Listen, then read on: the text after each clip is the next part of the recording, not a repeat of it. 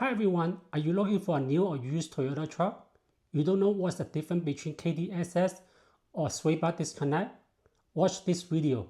I will explain everything you need to know.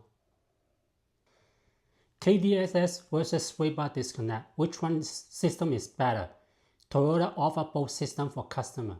Late model Tacoma, 4Runner, Land Cruiser Prado use sway bar disconnect. Lexus GX470, GX460, and GX550 and Land Cruiser use KDSS. So which system is better for off-roading? What's the advantage and disadvantage of each design? At the end of this video, I will tell you which system is better for your application. Sway bar disconnect has an electric motor mount on the sway bar between left and right wheel. A selector switch used to turn on and off to disengage the sway bar to get more articulation while off-roading. Sway bar disconnect will automatically lock the sway bar if the vehicle speed over 18 miles per hour, even though if the system is unlocked. Sway bar disconnect applies to the front wheel only. You will ask why not to disengage both front and rear wheel to get more articulation. That's because lift the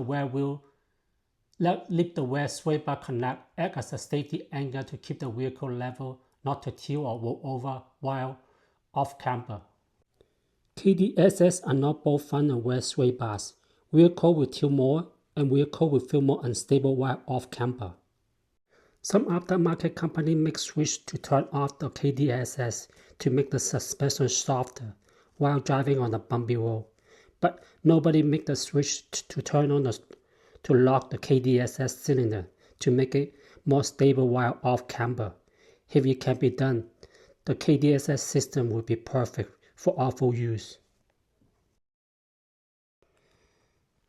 KDSS stands for Kinetic Dynamic Suspension System. The system was invented by an Australian company.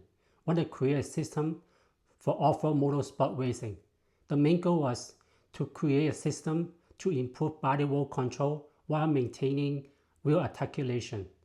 But due to the motorsport rule and regulation, the KDSS system never applied to the motorsport racing, and later on, the patent was sold to Toyota. KDSS used hydraulic cylinder mounted on the front and rear oversized sway bar. They operate at extreme high pressure, over 1000 psi. If you ever need to service them, you need to have a special tool to add oil and adjust pressure. KDSS use oil pressure sensor to detect and monitor the oil pressure. Therefore, never open this area.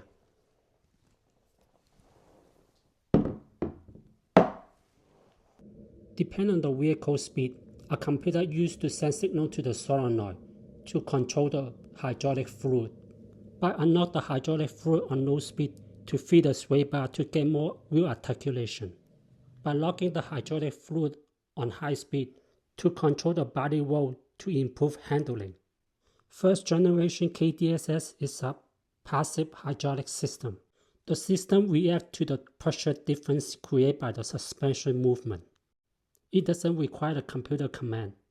The main function of the KDSS ECU is to open and close the hydraulic system based on the vehicle's speed for safety factor only. ECU will lock the hydraulic fluid if vehicle speed over 12 miles per hour. KDSS ECU also provides self-diagnostic. The system was introduced in 2004 Lexus GX470. It was limited to the sport model only. That's one reason why KDSS can feel surprisingly stable on high-speed driving by using supersized sway bar and still able to flex well on off-road trail. KDSS does not disconnect the sway bars. Instead, make the sway bar behave differently depending on the suspension movement. KDSS require maintenance. Every 60,000 miles, you should check the bushing. If the bushing worn out, the vehicle will feel unstable and sway a lot. Most people, they don't recommend long travel shaft for KDSS system. That's because this fixed link. This thing will limit the down travel of the suspension system. The way to work around that is install a spacer like this one. It will increase the down travel of suspension. So which system is better for off-road? Sway bar disconnect is better for walk calling. It's simpler and cheaper to make. It provides maximum wheel articulation, more flex, more stable when off-camber. The downside is it uses regular size sway bar. It doesn't improve car handling compared to KDSS. On the other hand, KDSS was developed for motorsport racing. It used oversized sway bar to control body roll. It would shine for high-speed driving, also flex well for walk calling. If you find these videos any value to you, please give me a like or subscribe. It will help this channel a lot. At the end of the day, there's no doubt both systems are better than regular sway bar system.